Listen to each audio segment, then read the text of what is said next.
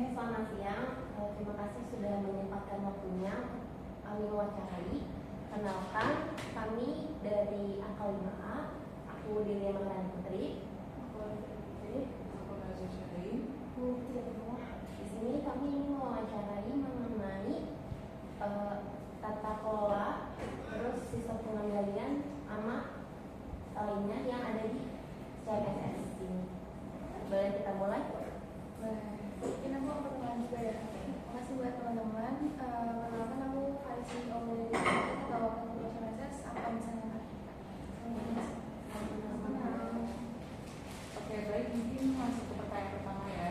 Ini kita mau tanya bagaimana birokrasi yang ada pada organisasi CMSS ini dari atas sampai bawah, selainnya kayak tata kelola dari struktur di organisasi CMSS ini gitu, dan kondisinya itu untuk sekarang itu gimana? Oke, untuk birokrasi atau struktur dari CMSS itu yang paling tinggi ada namanya CEO atau yang ketua organisasinya. Lalu dari CEO itu bawahnya ada vice-nya. Lalu dari vice kami ada 2 biro dan juga 4 departemen. Ini untuk biro pertama ada biro CDR, itu diisi oleh semuanya full dari tingkat 3. Lalu ada biro administrasi, itu ada 2 divisi di dalamnya. Lalu ada 4 departemen, ada departemen DMC atau Digital Media and Communication, lalu ada departemen Exploration dan juga Education, lalu satu lagi ada departemen Galeri Investasi. Nah, untuk birokrasi dari dalamnya sendiri itu ada di masing-masing biro dan juga departemen. Itu yang paling tinggi ada yang namanya manajer atau kepala departemennya. Lalu di bawah manajer itu ada deputy manager. Lalu untuk departemen yang memiliki divisi itu ada namanya HOD. Seperti itu. Lalu untuk birokrasi dari persuratan sendiri itu mengikuti ketentuan dari pihak jurusan. Mungkin kita lanjut ke pertanyaan selanjutnya. Jadi sebagai kelompok studi mahasiswa atau KSM di PEJ ini, organisasi ini secara tertulis berada di naungan PEJ, secara tidak langsung karena di bawah. Lalu terkait dengan itu, adakah suatu hal yang mengikat seperti aturan yang mengatur di CMSS ini yang berasal dari PEJ?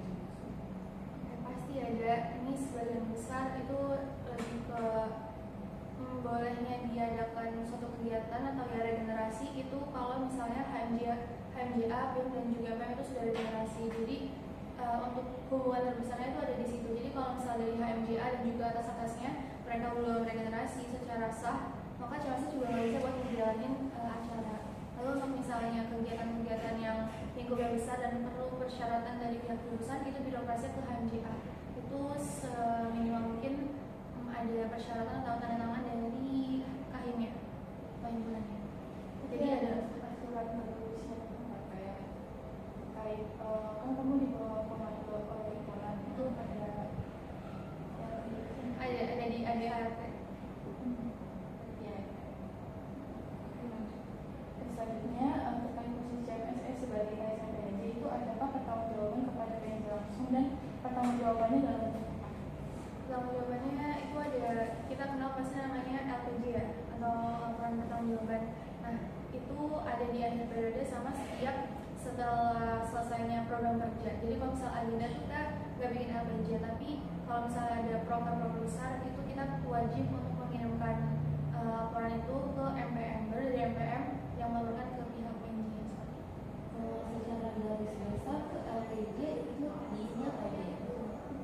Itu semua dari LPJ ada yang namanya kakak atau ya rancangan, terus target-target ini kegiatannya bakalan menghasilkan apa poinnya, terus sama ada anggaran dan sebagainya. Kalau LPJ itu lebih ke realisasinya, kalau kakak lebih ke persiapan atau hal-hal yang diharapkan dari acaranya. Kalau LPJ ya pelaporan saja, ada pelaporan kegiatan, terus jumlah anggaran yang terpakai, lalu ada evaluasi dan sebagainya, itu ada di LPJ. Lalu selanjutnya itu dalam pengambilan keputusan di CMSS itu siapa yang berhak dan bagaimana prosesnya, kayak SOP-nya kayak gimana? Kalau keputusan itu seminimal mungkin ada di masing-masing pimpinan yang ada di departemennya, kayak ada HOD, deputi sama manajernya. Kalau misalnya lingkup yang besar itu pastinya dari ketuanya atau CEO-nya seperti itu. Pertanyaan selanjutnya, kan di CMSS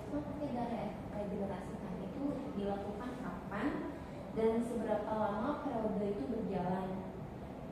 Kalau itu sifatnya kita ngikutin jurusan, ngikutin PNJ.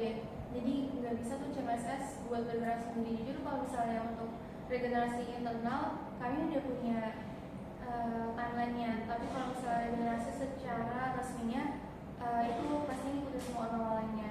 Kalau misalnya periode ini ada namanya periode semi fiskal. Jadi kami itu mulai dari April sampai Oktober tahun ini.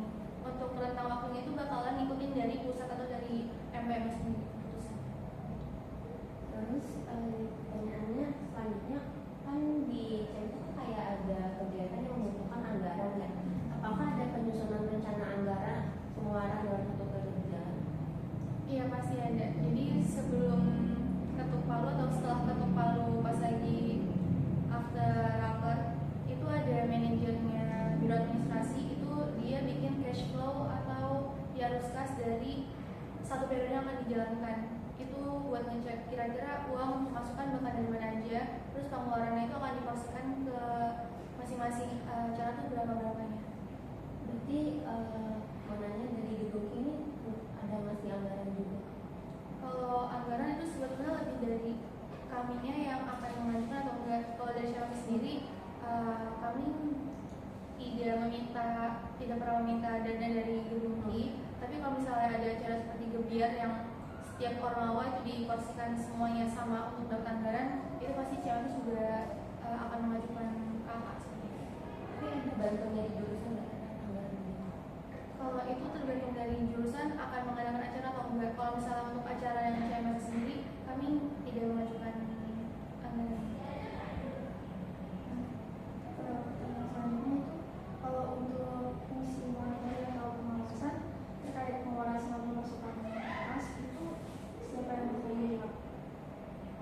Ini monitoring ke kepengurusan atau keuangannya aja? Keuangan ya? Kalau ke keuangan itu ada setiap kepanitiaan kan ada divisi masing-masing.